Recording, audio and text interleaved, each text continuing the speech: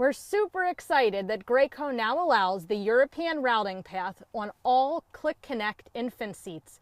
This is a retroactive change, so even if you have an older Click Connect infant seat, you can still wrap your shoulder belt around the back of the carrier when installing the seat without the base for a much more secure installation as well as a safer one.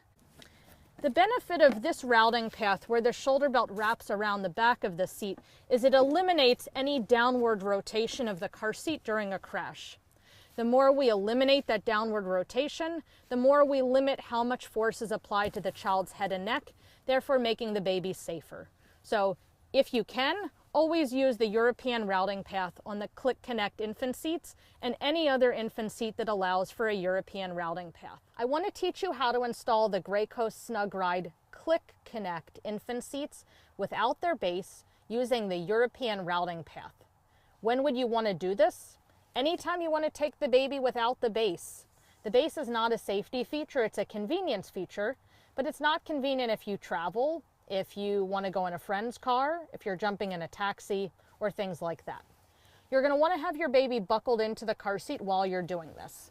Step 1, take the lap belt and pass it under the belt guides. Don't pull your belt all the way out just yet.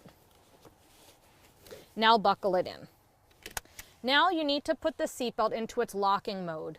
Pull slowly on the shoulder belt to get it all the way out to the end.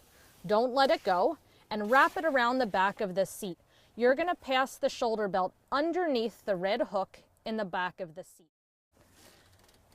You can start letting the shoulder belt go back in once you've made sure that your seat is properly reclined. So check the red line at the bottom of the carrier, and it should be parallel to the pavement.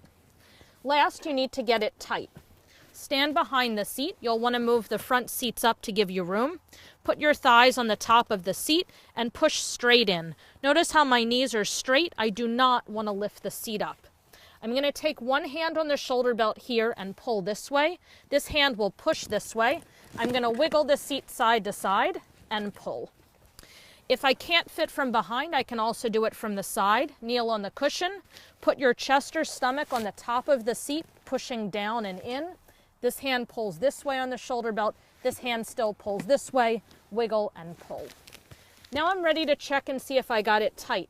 Hold the seat at where the lap belt is coming and pull towards you and away from you pretty hard. It should move less than 1 inch side to side. That wasn't moving at all. That felt great.